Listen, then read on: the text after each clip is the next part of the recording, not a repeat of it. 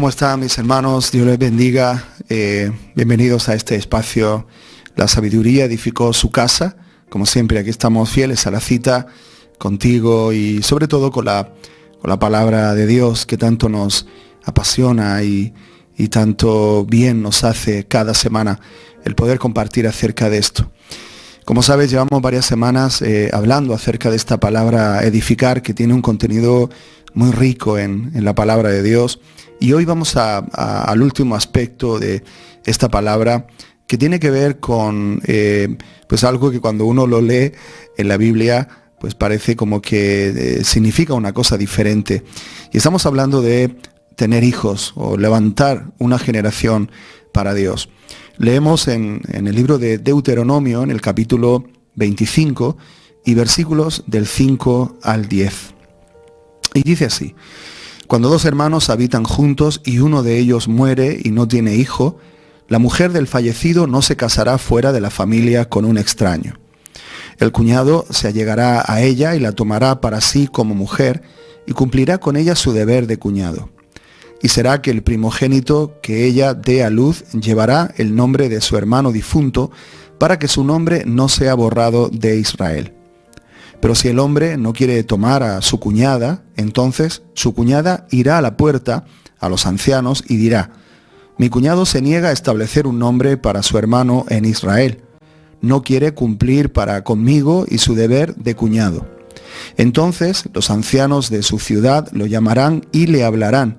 Y si él persiste y dice: no deseo tomarla, entonces su cuñada vendrá a él a la vista de los ancianos, le quitará la sandalia de su pie y le escupirá en la cara, y ella declarará: así se hace al hombre que no quiere edificar la casa de su hermano. Y en Israel se le llamará la casa del de la sandalia quitada. Eso es un poco gracioso, ¿no? El nombre que se le quedaba al pobre que no quería levantar una generación a su cuñada. Pero aunque suene pues gracioso, esta era la realidad. Como sabes, era muy importante en las generaciones para los hijos de Israel, y cuando una mujer, pues su marido fallecía, el cuñado en este caso tenía la obligación o el deber de levantarle generación. Pero mira cómo utiliza aquí la palabra edificar, y dice que se refiere precisamente al hecho de que el cuñado no quería pues tener hijos con ella para así poder levantar una generación y perpetuar el linaje. Te leo otro texto. Este se encuentra en el libro de Ruth, en el capítulo 4, y vamos a leer los versículos 9 al 11. Y dice así la palabra: entonces Booz dijo a los ancianos y a todo el pueblo: vosotros sois testigos hoy que he comprado de la mano de Noemí todo lo que pertenecía a Elimelech y todo lo que pertenecía a Kelión y a Malón. Además, he adquirido a Ruth la moabita, la viuda de Malón, para que sea mi mujer, a fin de preservar el nombre del difunto en su heredad, para que el nombre del difunto no sea cortado de sus hermanos, ni del atrio de su lugar de nacimiento. Vosotros sois testigos hoy. Y todo el pueblo que estaba en el atrio y los ancianos dijeron: testigos somos. Haga el Señor a la mujer que entra en tu casa como a Raquel y a Lea, las cuales edificaron la casa de Israel, y que tú adquieras riqueza en Efrata y seas célebre en Belén. Aquí vemos otra vez esta palabra con este sentido de tener hijos, tener descendencia. Otro texto, Primera de Samuel, capítulo 2, versículo 35, y dice así: pero levantaré para mí un sacerdote fiel que hará conforme a los deseos de mi corazón y de mi alma, y le edificaré una casa duradera, y él andará siempre delante de mi ungido. Y un último texto, Segunda de Samuel, capítulo 7 y versículo 11. Y como desde este día en que ordené que hubiera jueces sobre mi pueblo Israel, te daré reposo de todos tus enemigos, y el Señor también te hace saber que el Señor te edificará una casa. Estos 4 textos muestran lo que representa pues en el Antiguo Testamento algo tan importante como era levantar una generación, perpetuar el nombre o el linaje de la persona que fallecía. Y en este caso nosotros lo tomamos ahora en el Nuevo Testamento para también hablar acerca de la importancia que tienen las generaciones para Dios. Y de alguna manera el deber que nosotros tenemos, no solamente de ser cristianos que, bueno, pues quieren agradar a Dios, que quieren servir a Dios en el área en la que Él nos ha encomendado a cada uno de nosotros, o formar parte de una congregación, o como hemos dicho en otros programas, tenemos que construir una casa que es nuestro cuerpo, que es nuestra propia familia, en nuestro matrimonio, ser parte de una congregación local, etc. Y este aspecto es un aspecto muy importante, sobre todo que nos atañe a nosotros como padres, y también, por supuesto, a aquellos que son abuelos, ayudar a los papás a poder levantar una generación para Dios. Y las generaciones son muy importantes para Dios, porque a través de estas se transmite el conocimiento, las experiencias, el trato que Dios ha tenido con nosotros, podemos abocarlo sobre nuestros hijos. Y no solamente eso, sino que van a tomar el testigo. Imagínate como en una carrera de relevos, cuando uno de los corredores ya ha agotado sus metros por recorrer, pues el otro corredor, el otro miembro del equipo está ya preparado para poder recibir el testigo de parte del cansado atleta, y entonces corre con toda la fuerza renovada pues la carrera que tiene por delante asignada. De eso es lo que se trata. Quizá nosotros pues tenemos una mentalidad a veces de sobrevivir, o de quizá pues agotar nuestro tiempo en la tierra, hacer lo mejor posible, por supuesto, y de alguna manera criar a nuestros hijos solo para que sean buenos profesionales, para que sean buenos padres, de alguna manera decirles, bueno, hijo, hija, estudia para que el día de mañana puedas ser alguien en la vida, para que puedas tener una buena profesión, para que puedas ganar dinero, comprarte una casa y tener todo lo que se supone que una familia tiene que tener para vivir, pues, entre comillas, feliz. Y esa puede ser una intención, y de hecho, efectivamente es una intención correcta, y es lo que cada padre tenemos que trabajar con nuestros hijos. Hay una inversión que nosotros tenemos que hacer con ellos en el área del conocimiento, en el área de la preparación académica. Evidentemente es algo muy importante y que no negamos que sea importante en la vida de nuestros hijos. Pero llegados al punto bíblico, me doy cuenta de que hay algo sumamente importante para nosotros como padres, y es tener presente que nuestros hijos van a ser la siguiente generación. Una generación, dicho sea de paso, que va a estar más difícil que la generación nuestra. Es decir, vivir los tiempos que vienen por delante, según la Biblia y según también pues la expectativa que tenemos en cuanto a cómo se están desarrollando los acontecimientos de la vida y de la sociedad en la que nosotros nos estamos, todo indica que va a ser cada vez más difícil vivir un cristianismo eficaz, un cristianismo verdadero. Como dijo Jesús, ser verdaderos adoradores, que adoren al Padre en espíritu y en verdad.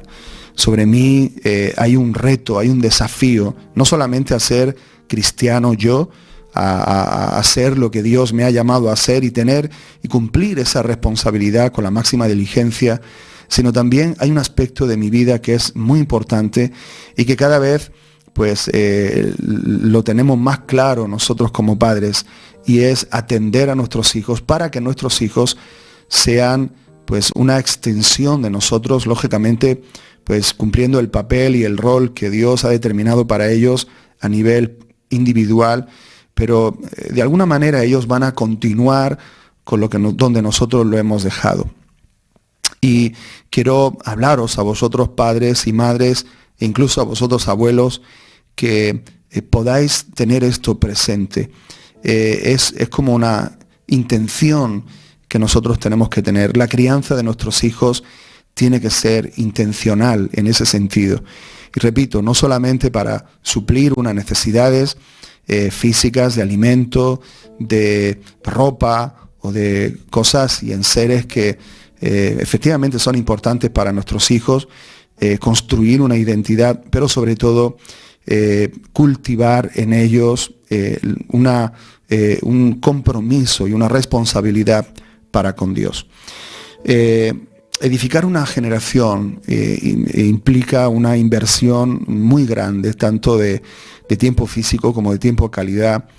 Y como digo, los padres tenemos que tener esa revelación. Y esa palabra revelación en el sentido de que tiene que nacer dentro de nosotros este concepto de no solamente, pues, bueno, como digo y reitero, criar a nuestros hijos en un ámbito social, cultural, académico, sino criar a nuestros hijos en un ámbito espiritual. Y tenemos que tener conciencia de esto. Somos edificadores. Somos, como hemos puesto el ejemplo aquí de este hombre que le llamaban el hombre de la sandalia, la casa del de la sandalia quitada, y eso era como un mote que quizá pues no se le iba a ir en la vida, incluso lo iban a heredar sus hijos, quedaba como un estigma en la vida de la persona. O vemos en la parte de Ruth, cuando menciona Booz en esa declaración a los ancianos de la ciudad, cómo pretende tomar a Ruth como esposa y así redimir la heredad de Malón. Y los ancianos oran por Booz y por Ruth y declaran que testigos somos, haga el Señor a la mujer que entra en tu casa, como a Raquel y a Lea, las cuales edificaron casa en Israel. Y lo hemos visto en Samuel, cómo el Señor tiene la intención de edificar una casa. Lo hizo con David. Dios levantó una casa en el reinado de David, que fue una casa firme, fue una casa estable, fue una casa, se refiere no a algo físico, como hemos dicho, sino se refiere a una persona que invirtió su vida y que produjo un resultado tangible en la tierra. Todos vemos y sabemos cómo era de fructífero el reinado de David. Desde hace algunas décadas, la crianza de los hijos se ha vuelto más difícil debido a algunos factores que quiero resaltar en este programa y que tienen que ver con parte o el extracto que he tomado de uno de los libros del pastor Juan Varela, un experto en asuntos de familia, y quiero leerte algunas cosas para que los consideres, que son muy importantes. Como digo, desde hace algunas décadas la crianza de nuestros hijos se ha vuelto más complicada debido a la presión del entorno que nos rodea. Y veamos algunas de estas cosas. Una de ellas es la apertura hacia los derechos del individuo. Este pensamiento individualista ha restado valor al concepto de compromiso y de entrega, y como consecuencia, pues el matrimonio y las familias son la primera víctima de una sociedad más preocupada en los derechos personales y en la independencia del individuo que en la búsqueda de relaciones estables. Muchos matrimonios no quieren tener pues hijos, apenas pues uno o dos. Yo he escuchado a matrimonios que pues lo dicen abiertamente: no, nosotros queremos tener un hijo porque si no vamos a perder calidad de vida, vamos a ver cómo nuestra libertad se ve mermada, y lo que nosotros queremos es disfrutar de la vida y tener un hijo, pues ya se nos quita, pues ya se suple esa ilusión o esa necesidad que tenemos todos de tener hijos, pero con uno basta, ¿no? ¿Qué estamos viendo aquí? Vemos que, bueno, pues los hijos parece que suponen un fastidio a la comodidad, a las relaciones sociales, a la libertad que la persona tiene. Ponemos mucho énfasis en nosotros y en lo que nosotros queremos. También otro de los factores es anteponer lo de afuera antes que lo de adentro. Hasta hace unas décadas el enfoque de la sociedad era familiar, pero desde que llegó el concepto de postmodernidad y ultramodernidad, entró en escena precisamente el enfoque social como más esa promoción personal hacia ser un profesional, ¿no?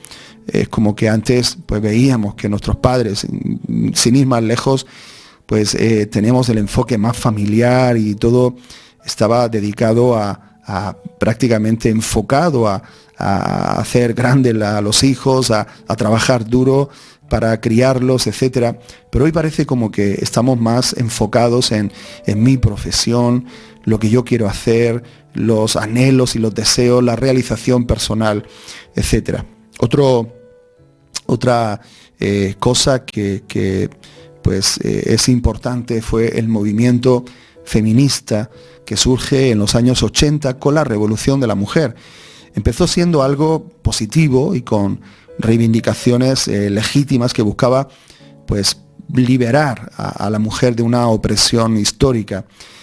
Un sector de ese movimiento se radicalizó y la ira por haber permanecido oprimidas durante tantos siglos degeneró en un enfrentamiento con el género masculino y una lucha por imponerse como el nuevo sexo fuerte, promoviendo la rivalidad de género y considerando al hombre un oponente a superar. Todo esto, pues, ¿qué ha supuesto? Ha promovido que la mujer rechace determinados aspectos de sí misma, propios de su personalidad y femenina, para desarrollar aspectos más acordes con los del hombre en un intento de equipararse o parecerse a él, sin entender que la igualdad se refiere tanto al trato y a la consideración y no a adoptar las mismas pautas erróneas propias de un machismo histórico a superar que no a imitar. Es decir, la mujer ha llegado al punto donde pues queremos ser iguales, ya no solo iguales que el hombre, sino que ahora queremos ser mejores y nos vamos al otro extremo. Si antes triunfaba el machismo, pues ahora lo que tiene que triunfar es el feminismo. Algo muy importante es lo que Larry Crabb en su libro El silencio de Adán habla en las primeras páginas. Habla en el texto de Génesis, en el capítulo 3, cuando la serpiente comienza a hablar con la mujer y la mujer es seducida, es engañada. Todos hemos leído ese texto en algún momento y vemos cómo la mujer toma del fruto que la serpiente, por su seducción, al final la convence y toma del fruto del árbol que Dios le había dicho que no podían comer. Bueno, pues todos hemos entendido en algún momento que, Eva estaba sola con la serpiente y de repente, Eva, después de comer, va a buscar a su marido Adán y lo busca, que estuviera ahí, trabajando en el huerto, qué sé yo, lo que estuviera haciendo, y de repente dice: oye, Adán, ¿sabes que he tenido esta conversación y esto con la serpiente y la serpiente me ha dicho esto y esto? Y siempre como que hemos visto esta situación de esa manera. Sin embargo, cuando nosotros leemos en la Biblia de las Américas, vemos que Adán estuvo presente en esa conversación. Y lo podemos ver porque dice: y Eva comió del fruto y le dio a su marido Adán, que estaba con él. Es decir, Adán se tragó toda la conversación que había tenido con Eva, con la serpiente, y en ningún momento Adán intervino. En ningún momento Adán alzó su voz, impuso su autoridad como hombre, representando a Dios, y incluso le hubiera dado una patada a la serpiente y hubiera dicho: serpiente, sal de aquí, no tienen nada que hacer con este asunto. ¿Qué pretendes hacer? ¿Pretendes engañarnos? ¿O qué pasa contigo? Bueno, pasó lo contrario, que no solamente no tuvo esa respuesta y no manifestó esa autoridad de parte de Dios, sino que también estuvo allí como siendo engañado en su corazón y al final comió del fruto. Como digo, Larry Crabb en su libro habla de que ese germen de falta de implicación ha pasado al corazón de todo hombre, que desde entonces lucha con una tendencia natural al silencio, al aislamiento y a no implicarse en el hogar, lo que llamamos la pasividad, es decir, me da igual todo, mientras que me dejéis tranquilo, mientras que no me pongáis problemas, bastante hago con trabajar o con esforzarme por dar un alimento, traer un alimento en la casa, pero no quiero muchos problemas. Es decir, el hombre ha pasado de ser la autoridad en la casa, el hombre que tiene algo que decir, el hombre que va adelante tirando del carro, a ser el hombre pasivo que tiende al aislamiento, que tiende a no implicarse en las situaciones del hogar. Bueno, pues esta falta de implicación es el comienzo del fracaso de todo hombre que lucha con este silencio profundo, ancestral, que hunde sus raíces en la estrategia del enemigo para anular nuestra autoridad como cabezas del hogar. Así que fíjate, tenemos una serie de factores alrededor de nosotros que están como desvirtuando la imagen de la familia y que estamos pues dejando de considerar como vital en nuestra sociedad el hecho de levantar una generación para Dios. Algunos de esos factores, te lo repito, la apertura hacia los derechos del individuo, es decir, prima mi valor personal, lo que yo quiero, lo que yo busco, anteponer antes lo de afuera por lo de adentro, que lo de adentro, el movimiento feminista y también ese silencio de Adán de Génesis capítulo 3. Conclusiones que quiero compartir contigo en este momento. Nosotros como padres, nuestro papel no solo pasa por darle de comer a nuestros hijos y suplir sus necesidades básicas, sino que como padres tenemos la misión de levantar una generación. Somos formadores, somos edificadores de nuestros hijos. No podemos permitir que otros formen o edifiquen a nuestros hijos. Y esto es una realidad. Si no los edificamos nosotros, otros los van a edificar. Ellos van a aprender a hacer aquello pues con lo cual van a recibir, o lo reciben de parte nuestra, o lo van a recibir de parte de los amigos, o de parte de los maestros en la universidad, o lo van a recibir de parte de los políticos de turno, o de los movimientos sociales que se están levantando. Hay un versículo que a mí me impactó cuando lo leí, quiero aplicarlo a este contexto. Dice Ezequiel capítulo 23 y versículo 37, lo voy a leer primero la versión de la Reina Valera. Dice, el Señor en una de sus muchos reproches hacia el pueblo de Israel por su comportamiento, sobre todo el pueblo de Judá, ante su comportamiento con las naciones paganas y cómo se habían apartado de Dios en una manera tan flagrante. Dice, porque han adulterado y hay sangre en sus manos, y han fornicado con sus ídolos, y aún a sus hijos que habían dado a luz para mí, hicieron pasar por el fuego quemándolos. Esto es muy gráfico porque como que esos hijos que dice Dios que dice que habían dado a luz para mí. Ahí mostramos cuál es el deseo de Dios y la intención de Dios, que los hijos que nosotros traemos al mundo son para Él. O sea, Dios y su intención indica que esos hijos no son ni siquiera para nosotros o para hacer nosotros lo que queramos con ellos, sino que son de Él. Ahora te lo voy a leer en la Biblia de las Américas. Porque han cometido adulterio y hay sangre en sus manos. Han cometido adulterio con sus ídolos y aún a sus hijos que dieron a luz para mí han hecho pasar por el fuego como alimento para los ídolos. Y esto es una realidad. Los ídolos necesitan alimento y los ídolos de hoy, pues ahora no tenemos el tiempo para hacerlo, pero podríamos hablar de muchos ídolos actuales a los cuales nosotros podemos entregar nuestros hijos. Antes Israel, pues aquí le está hablando a, por ejemplo, el dios Moloch, que era un dios que requería o reclamaba el sacrificio de muchos de los hijos de Judá. y efectivamente hubieron reyes donde durante su reinado se sacrificaban a los hijos de esa manera.